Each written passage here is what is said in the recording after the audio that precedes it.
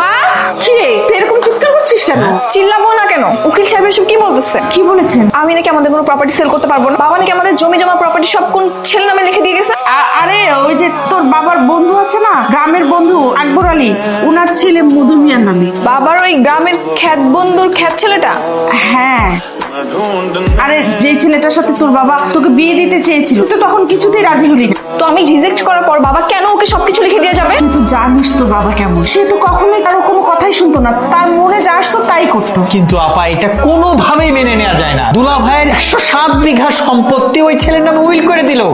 আচ্ছা দুলা ভাই যে ওর নামে উইল করেছে, ও কি সেই বিষয়টা জানে? এখনো জানি না। আপনি মুখের মধ্যে স্কচ টেপ দিয়ে রাখেন, বাকি যা করার আমরা করব। আমার ভাবতে অবাক লাগতেছে, বাবা এরকম একটা কাজ কিভাবে করতে পারলো? তার একমাত্র মেয়ের কথা চিন্তা না করে গ্রামের একটা উজবুক অশিক্ষিত ছেলের নামে সবকিছু লিখে দিয়ে চলে গেল। তোর বাবা তো জানতো যে তার একমাত্র মেয়ে সে হচ্ছে উরঞ্জন, তাই হয়তো সে ভেবেছিল ওই ছেলেটার নামে সব সম্পত্তি লিখে গেলে তুই হয়তো একদিন ওই ছেলেটাকে বিয়ে করবি। অসম্ভব, ওই গেও ভুট্টাকে আমি বিয়ে করব?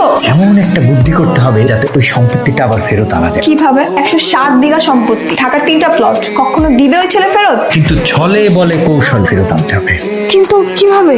ওই ছেলের সাথে তোমার মেয়ের বিয়ে দিয়ে। কি মামা, তোমার কি মাথা টাথা খারাপ হয়ে গেছে? আমি ওকে বিয়ে করব? ওকে বিয়ে করবি ঠিকই, কিন্তু 2 দিনের জন্য। ছেলে তো জানে না যে তোর বাবা ওই ছেলের নামে উইল করে গেছে। তাহলে এখন একটা কাজ করবি, ওকে বিয়ে করবি, এরপর ইনিয়ে বিনিয়ে ছলে বলে কৌশলে ওর কাছ থেকে সিগনেচারটা করে দিবি, এরপর একটা কিক মেরে বাসার থেকে বের করে দিবি। ঠিক আছে, তোমরা তাহলে বিয়ের ব্যবস্থা করো, আমি এর আছি। তাহলে আমি ওনাদের সাথে একটু ফোনে তাহলে কথা বলে নিই।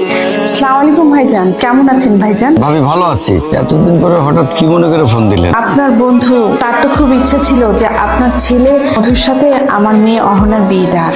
আপনার বন্ধু তো এখন আর দুনিয়াতে নেই, তাই আমি ভাবছিলাম শেষ ইচ্ছাটা পূরণ করতে। আপনার মায়ের তো রাজি ছিল না, আমি তো প্রস্তাব পাঠাইছিলাম একবার। তখন রাজি ছিল না, কিন্তু এখন রাজি আছে ভাইজান। আপনি কি চান না যে আপনার বন্ধুর আত্মা শান্তি পাক? সেটা তো চাই, হুটহাট করে কইলে তো আর মেয়ে দেখতে যাওয়া যায় না। মেয়ের তো আমার ছেলের পছন্দ হইতে হবে। তো আসেন, আমাদের মেয়েকে দেখেন, পছন্দ অবশ্যই হবে। তাহলে আমরা আগামীকাল আসতেছি। পাত্রী দেখা পাত্রীর মতো করে দেখবো, তারপরে যদি সবকিছু ঠিকঠাক থাকে তাহলে সম্মতি দিব, নাহলে না। আপনি যা চাবেন তাই হবে। কে আপনারা?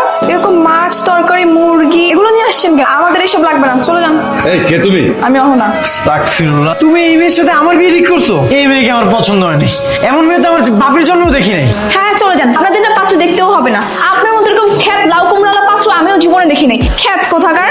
মুখের সামনে আমাদেরকে অপমান করতেছে। এই বিয়ে ক্যান্সেল, চলো। আশাটাই বলুন। চল বাবা। কোটি টাকা সম্পদ চলে যাইতেছে, এই কয়টা দিন তোর ইগোটার একটু কন্ট্রোল কর, নাইলে আমরা একদম পথে বসা লাগবো, ভিক্ষা করা লাগবে। তুই যা বাঙালি নববধূ পেশায় যা, ম্যানেজ করতেছি। যা ভাইজান। ভাইজান কই যাচ্ছেন? মায়া দেখে শেষ। মায়া আমার পোলার পছন্দ হয় নাই, বাস টাটা বাই বাই, চল।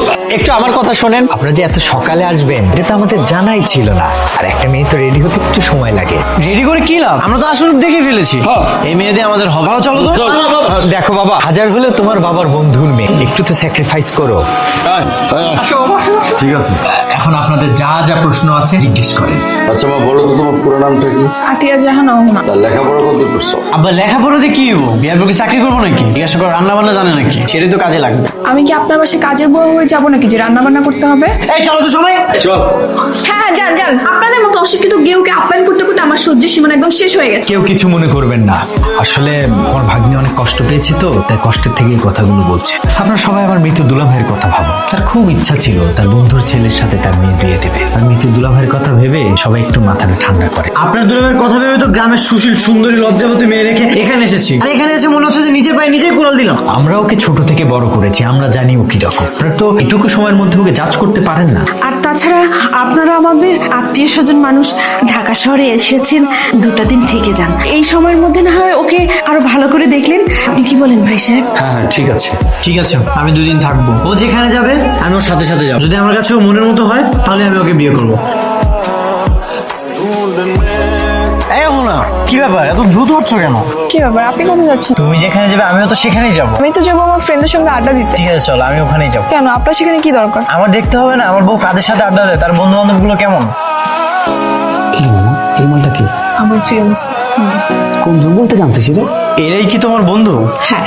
এরা তোমার কিভাবে বন্ধু হয়? তোমার বন্ধু হবে তো মেয়েরা। আমার না একটা কথা মাথায় আসতেছে না, তোমরা 2জন পোলা মানুষ একটা মেয়ের সাথে কি করতেছো? এই পাড়ার বাবাটা এত তোমার ধরো নেক্সট টাইম থেকে ওনার সাথে না দেখি। আপনি না একদম লিমিট ক্রস করবেন না। বন্ধুদের মধ্যে কোনো ছেলে মেয়ে হয় না, ছেলেরাও বন্ধু হয়, মেয়েরাও বন্ধু হয়। কি ব্যাপার দোকানে উঠতে গেলাম তোরে এখনো বসে আছিস? ওঠ যা। তোর ফিয়ান্সি দেখে কিছু বললাম না। আর এই পাগলকে যদি তুই বিয়ে করিস, তোর সাথে আমাদের বন্ধুত্ব সম্পর্ক চিরতরে নষ্ট হয়ে যাবে। দোস্ত শোন, রাগ করে চলে যেতেছে কেন? আপনি আজকে যা যা করলেন না, এতে আমার সহ্যের সীমা একদম শেষ হয়ে গেছে। আপনার জন্য সব লতা পাতাই ঠিক আছে, আপনি ওকে গিয়ে বিয়ে করুন। আমি তো এমনি এমনি আসিনি, তোমার বাবাই আমাকে পছন্দ করেছে। তাহলে তোমার মতো এমন মেয়ে রূপে ছেলেকে কে বিয়ে করতো? এই বাবাটার জন্যই যত সমস্যা। আপনাকে আমি বিয়ে করবো না, আপনি চলে যান, গুড বাই। কোথায় ছিল দুদিন তুমি? ঝামেলা ছিল। কি ব্যাপার, কি হয়েছে? সেসব পরে বলবো, আগে বলো তো তুমি কি সত্যি আমাকে ভালোবাসো? ভালোবাসি মানে অনেক বেশি ভালোবাসি। আমাকে বিয়ে করতে পারবা? তোমাকে এত ভালোবাসি, বিয়ে করবো না? আমার কিন্তু কোনো প্রপার্টি নেই। কোনো সমস্যাই নেই। প্রপার্টি নেই মানে কি? তুমি বলেছিলাম তোমাদের গ্রামে 107 বিঘার জমি আছে। ছিল। তাহলে সেগুলো কি হয়েছে? বাবা সেইগুলো সবকিছু অন্য একটা ছেলের নামে লিখে দিয়ে গেছে। ও মাই গড, কি বলছো এগুলো? তুমি এগুলো জেনে এখনো চুপ করে আছো? চুপ করে কোথায় ছিলাম? এই দুদিন এসব নিয়ে ব্যস্ত ছিল। মামা প্ল্যানিং দিচ্ছিল ওই ছেলেকে বিয়ে করতে।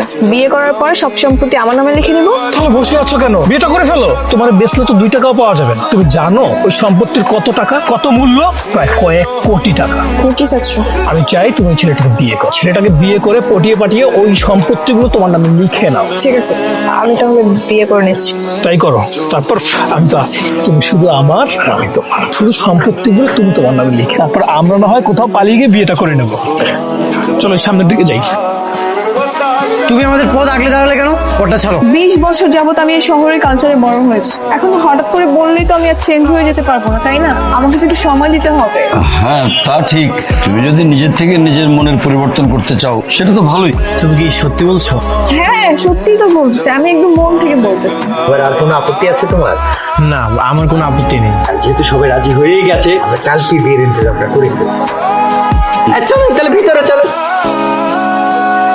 কাজা বিবরণ শুরু করুন। বিয়ের দেনমোহর হইতেছে আমার সমস্ত সম্পত্তির অর্ধেক। বৌমা তো আর বিয়ার পরে আমার বাড়িতে বৌমা হয়ে যাইবো না, যাইবো আমার মেয়ে হয়ে। মাশাআল্লাহ, এই যুগে এমন সিদ্ধান্ত নজির বিহীন। Stop this marriage. কেন? ওয়েট, তোমার কাছে কি বিয়েটা ছেড়ে গেল? আমি না তোমার কাছে এগুলো কখনোই আশা করিনি। আমি জানি বিয়েটা ছেলে খেলা নয়, এই জন্যই আমি বিয়েটা ভেঙে দিতে চাচ্ছি। তোমাকে আর তোমার পরিবারকে ঠকানো হয়েছে। মানে? এই যে বিয়ে, বউ সাজ, তোমার জন্য সবকিছু চেঞ্জ করা, সবকিছু ছিল মিথ্যা। এই সবকিছুর পেছনে একটা উদ্দেশ্য ছিল, আর সেই উদ্দেশ্যের কারণ হচ্ছে আমার বাবা সমস্ত সম্পত্তি তোমার নামে লিখে গেছে, সেসব হাতিয়ে নেওয়া। তাই আমি, মামা আর মামিনের প্ল্যানিং করেছি তোমাকে বিয়ে করব, সবকিছু নিজের নামে করে নিব তোমাকে না জানি। কিন্তু আঙ্কেলের কথা শুনে এখন আমার মন সায় দিচ্ছে না। সত্য কথা বলে অনেক ভালোই করেছো, তবে আরো কিছু সত্য কথা জেনে রাখো। তোমার বাবা যে আমার নামে উইল করে গেছে সেটা আমি আগে থেকেই জানি। Habil, this for you. এটা নতুন উইল। তোমার বাবার যে সকল সম্পত্তি আমি তোমার নামে আগেই লিখে রেখেছিলাম। ভেবেছিলাম আমাদের বিয়ের পরে এটা আমি তোমাকে গিফট করবো, কিন্তু যেহেতু বিয়েটাই হলো না, তাহলে তো কিছু করার নেই। ভালো থেকো।